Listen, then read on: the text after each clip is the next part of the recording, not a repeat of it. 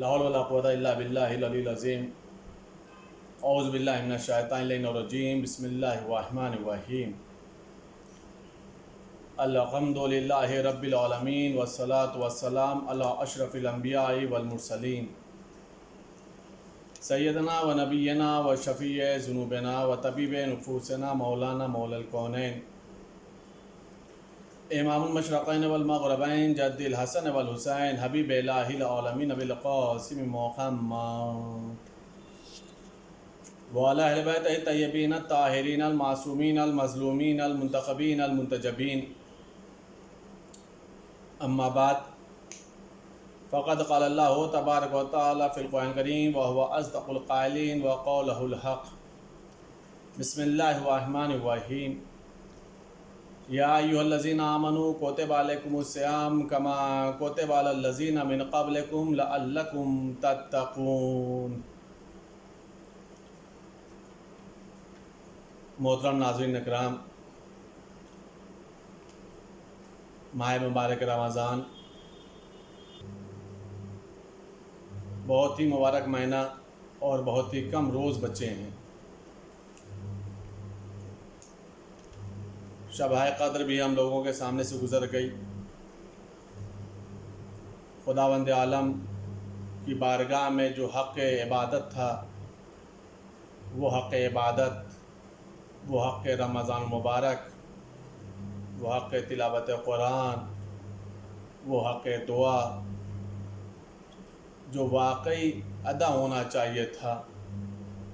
وہ ہم لوگ سے نہ ہو سکا۔ میں نے اس کے پہلے بھی دعا کی تھی اور بار بار دعا کرتا رہتا ہوں کہ یہ مبارک بار بار ہم لوگ کی زندگی میں آتا رہے، اس لیے کہ یہ مبارک مہینہ جو خداوند عالم نے رحمتوں، برکتوں اور مغفرت کے سلسلے سے رکھا ہے، جہاں پر نیکیاں کئی گنا ہو جاتی ہیں، گناہ محو ہو جاتے ہیں، خداوند عالم شیطان کو مقید کر دیتا ہے، خداوند عالم جنت کے ابواب کھول دیتا ہے، جہنم کے دروازوں کو بند کر دیتا ہے۔ یہ چیزیں باقی 11 مہینوں میں نہیں ہیں۔ اور ویسے بھی اگر محسوس کیا جائے تو جو لذت عبادت، جو لطف عبادت ماہ مبارک رمضان میں ہوتا ہے، شاید دیگر مہینوں میں نہیں ہو پاتا۔ ہماری گفتگو رمضان مبارک کے روزوں کے سلسلے سے چل رہی تھی، بیچ میں چند گفتگو شب قدر کے سلسلے سے اور قرآن کریم کے سلسلے سے بھی ہوئیں۔ کچھ احکام بیان کیے گئے، کچھ اخلاقی باتوں کو عرض کیا گیا، کچھ تربیت نفس اور تزکیہ نفس کے سلسلے سے نصیحت آموز واقعات جو ہم نے اپنے لیے اور محترم ناظرین اکرام آپ سب کے لیے پیش کیے۔ اس کا مقصد صرف اور صرف یہ تھا کہ کسی کے بھی دل میں کوئی ایک بات لگ جائے اور وہ انسان جو خامیاں ہیں، جو برائیاں ہیں، اسے ترک کر دے، تو وہ اس کے لیے بھی باعث نجات ہے اور ہمارے لیے بھی باعث نجات ہے۔ آج بھی مسائل شرع میں چند مسائل پہ گفتگو کرنی ہے۔ آج جو گفتگو ہے وہ ان مسائل پر ہے کہ کون سے روزے حرام قرار دیے گئے ہیں۔ روزہ جہاں واجب ہے، جہاں مستحب ہے، وہیں چند روزے ایسے بھی ہیں جو حرام قرار دیے گئے ہیں۔ یا تو ان تاریخوں میں روزہ رکھنا حرام ہے، یا ان دنوں میں روزہ رکھنا حرام ہے۔ ان میں سے عید الفطر کا روزہ، عید الاضحیٰ کا روزہ، یعنی کوئی عید الفطر کے دن روزہ رکھے جو شوال کی پہلی تاریخ ہے، یا کوئی عید الاضحیٰ جسے عید قربان کہا جاتا ہے، اس دن کا روزہ رکھے تو وہ حرام ہے، یعنی پہلی شوال اور 10 ذی الحجہ، یہ اس دن روزہ رکھنا دونوں عیدین میں حرام قرار دیا گیا۔ یا پھر ایک انسان ایسا ہو کہ جسے اس بات کا علم نہ ہو کہ آج شعبان کی آخری تاریخ ہے یا رمضان المبارک کی پہلی تاریخ ہے، تو وہ انسان رمضان المبارک کی نیت کر کے روزہ نہیں رکھ سکتا۔ اگر رمضان المبارک کے روزہ کی نیت رکھے گا تو وہ حرام قرار دے گا۔ اگر زوجہ مستحب روزہ رکھے اور اس کے مستحب روزہ رکھنے سے شوہر کی حق تلفی ہوتی ہو تو زوجہ کے لیے یہ مستحب روزہ رکھنا حرام قرار دیا گیا ہے۔ اگرچہ حق تلفی نہ بھی ہوتی ہو پھر بھی زوجہ کے لیے ضروری ہے کہ وہ مستحب روزہ رکھنے سے پہلے شوہر سے اجازت لے، یعنی بغیر اجازت کے مستحب روزہ رکھنا اس کے لیے صحیح نہیں قرار دیا گیا۔ اگر بیٹا مستحبی روزہ رکھے اور والدین اس کی شفقت، اس کی محبت کی بنا پر اس کو منع کریں کہ نہیں بیٹا تمہیں مستحبی روزہ نہیں رکھنا، اس تاریخ کا یہ مستحب روزہ نہیں رکھنا، تو پھر بیٹے کے لیے مستحب روزہ رکھنا جائز نہیں ہے۔ اگر ایک انسان بیمار ہو اور وہ خود اس بات کو سمجھتا ہو کہ اس کے لیے روزہ رکھنا مضر نہیں ہے، دیکھیے اس مسئلے کے اوپر توجہ کی ضرورت ہے، غور کرنے کی ضرورت ہے۔ اگر ایک انسان ہے بیمار اور اسے اس بات کا یقین ہے کہ اس کے لیے روزہ رکھنا مضر نہیں ہے، اگرچہ طبیب، حکیم، ڈاکٹر کہیں کہ نہیں آپ کو روزہ نہیں رکھنا، بیمار جان رہا ہے کہ اس کے لیے روزہ رکھنا کوئی نقصان دہ نہیں ہے، اس نے اپنی باڈی کی کیفیت کو سمجھا، بیماری کی کیفیت کو سمجھا اور وہ جان رہا کہ وہ روزہ رکھ سکتا ہے، جبکہ طبیب، ڈاکٹر اور حکیم کہے کہ نہیں آپ کو روزہ نہیں رکھنا۔ اسی کے برخلاف اگر مریض جانتا ہو کہ ہم روزہ نہیں رکھ سکتے، ہماری جسمانی کیفیت اتنی نہیں ہے، صلاحیت نہیں ہے، طاقت نہیں ہے، ہم روزہ نہیں رکھ سکتے، اور طبیب اور ڈاکٹر کہیں کہ نہیں آپ روزہ رکھ سکتے ہیں، تو ان دونوں حالتوں میں مریض کو اپنی کیفیت کے اوپر عمل کرنا ہوگا۔ مطلب کیا ہے؟ مطلب یہ ہے کہ اگر مریض جان رہا ہے کہ اس کے لیے روزہ رکھنا نقصان دہ نہیں ہے، طبیب منع کر رہا ہے، ڈاکٹر منع کر رہا ہے، تو وہ روزہ رکھ سکتا ہے۔ اگر مریض جان رہا ہے کہ اس کے لیے روزہ رکھنا نقصان دہ ہے، مضر ہے، اور طبیب اور ڈاکٹر کہیں کہ نہیں آپ روزہ رکھ سکتے ہیں، تو ایسی حالت میں اس کو روزہ رکھنا جائز نہیں۔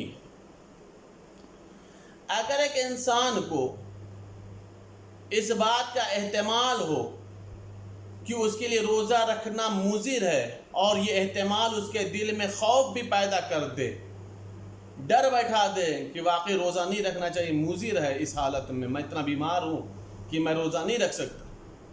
اور یہ احتمال لوگوں کے لیے بھی، لوگوں کی نگاہوں میں بھی قابل قدر ہو، تو اسے اس دن کا روزہ نہیں رکھنا چاہیے۔ اگر ایک انسان ایسا ہو جسے اس بات کا احتمال ہو کہ اس کے لیے روزہ رکھنا مضر نہیں ہے اور اس نے روزہ رکھ لیا، مغرب کے بعد اسے اس بات کا خیال آیا، اندازہ ہوا کہ نہیں آج کا روزہ نہیں رکھنا چاہیے تھا، یہ بہت ہمارے لیے نقصان دہ تھا، مضر تھا، تو ایسی حالت میں احتیاط کی بنیاد کے اوپر اسے اس دن کے روزے کی قضا کرنی پڑے گی۔ یہ ہے وہ مقامات کہ جہاں پر انسان کو روزہ رکھنا ہے یا روزے کی قضا کرنا ہے، یا بیمار کی حالت میں خود بیمار کو اپنی پوزیشن کو سمجھنا ہے کہ وہ روزہ رکھ سکتا ہے یا نہیں رکھ سکتا ہے،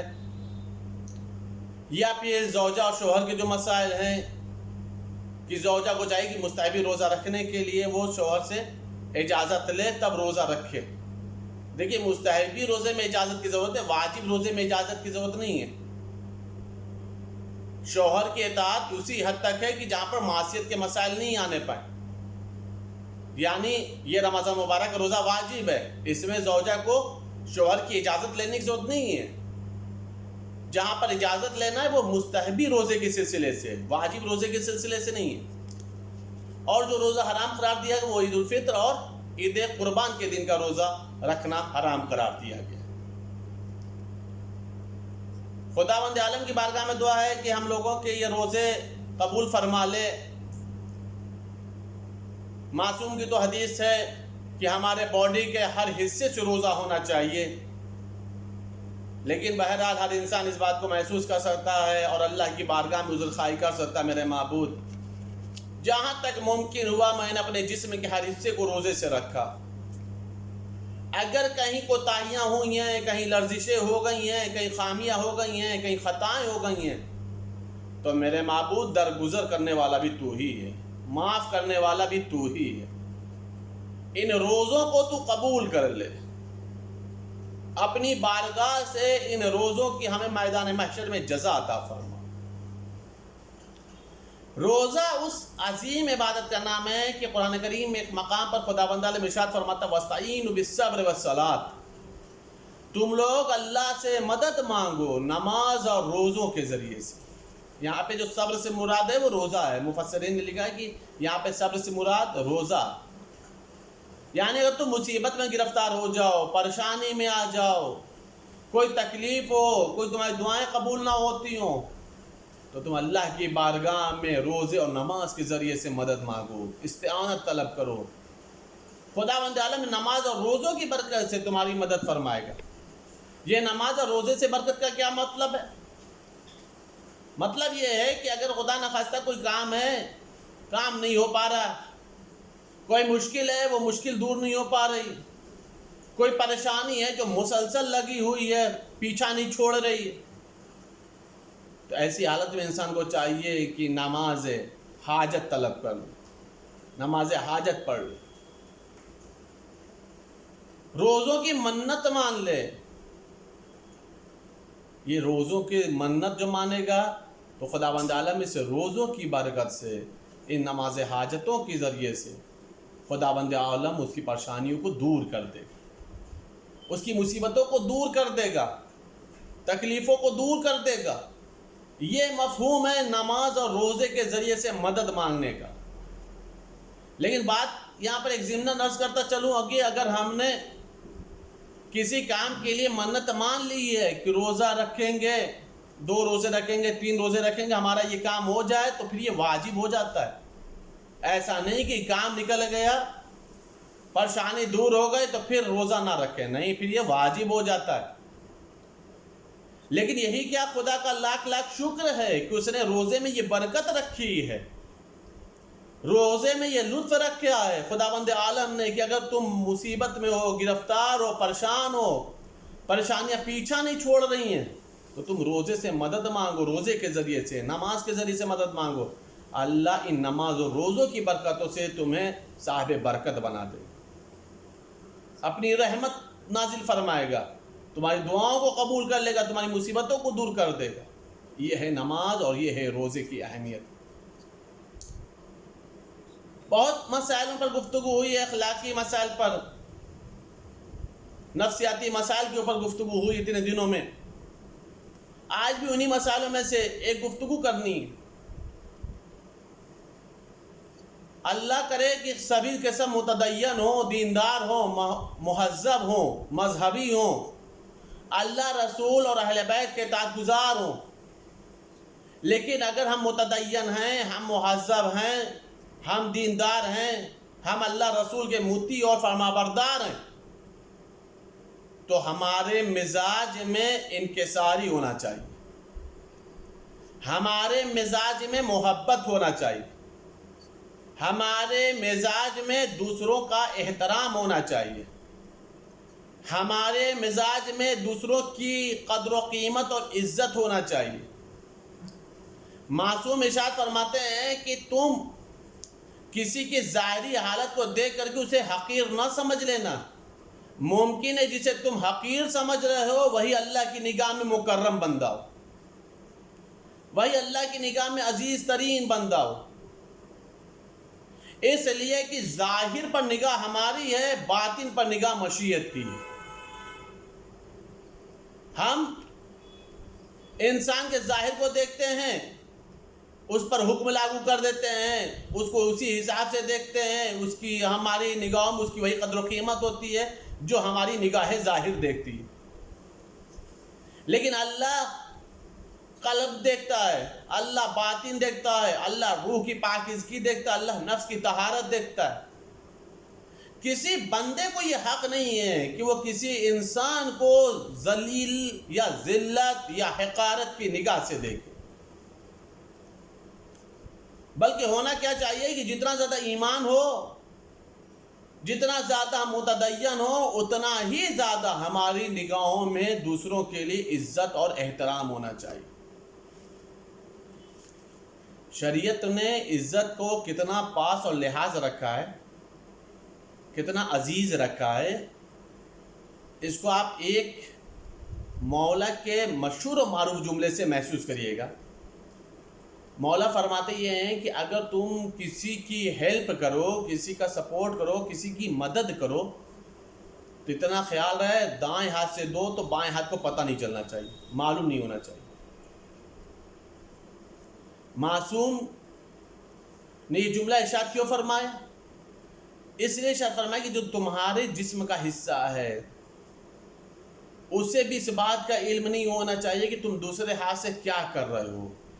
دائیں ہاتھ سے کیا انجام دے رہے ہو، چہ جائے کہ پورے سماج کو، پوری قوم کو پتہ چلے۔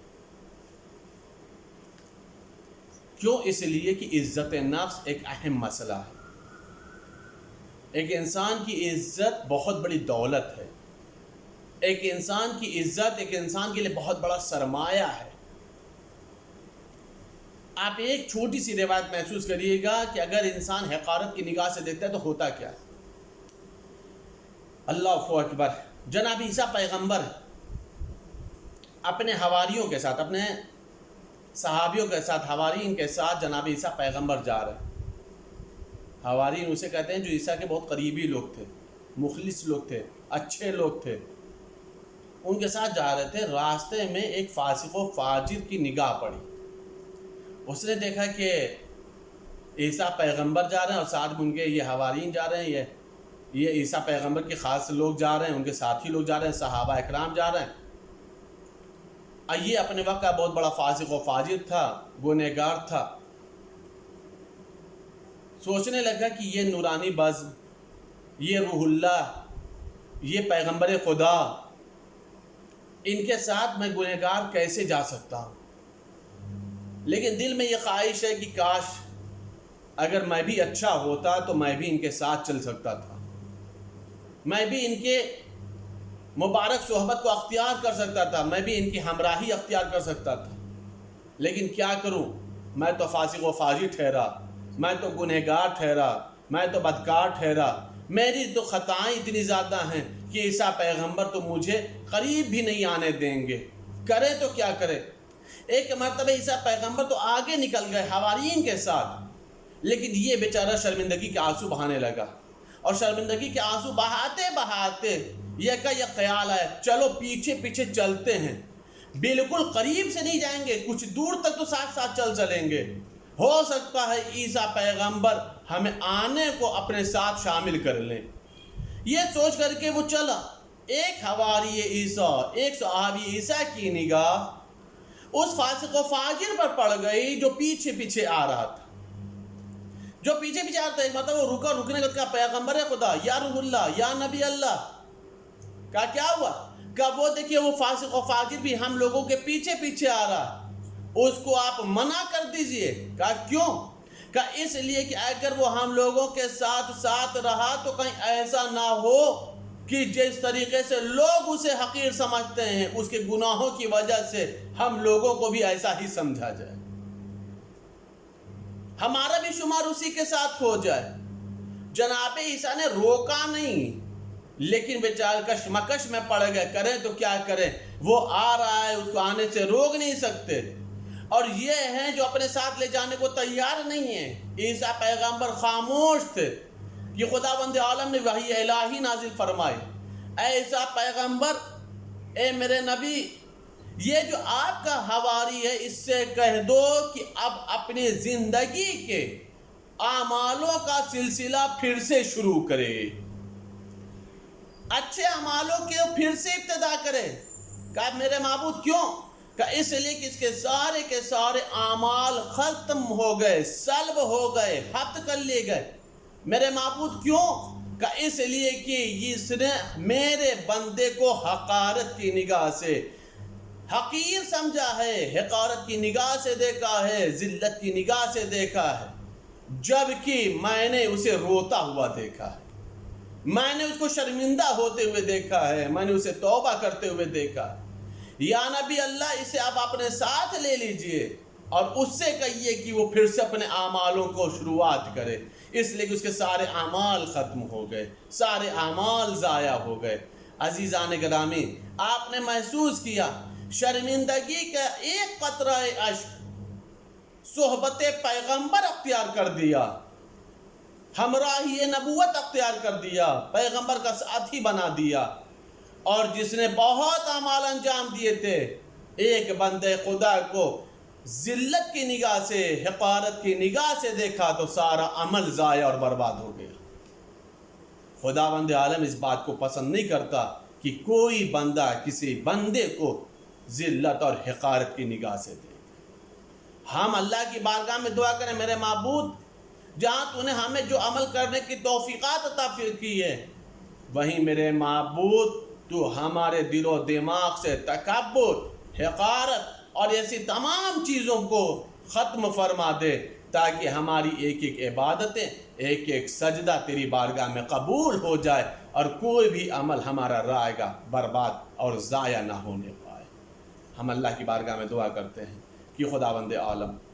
رمضان مبارک کے ہم لوگوں کی دعاؤں کو قبول فرما، ہم لوگوں کی توبہ استغفار کو قبول فرما، تمام مرحومین کی مغفرت فرما،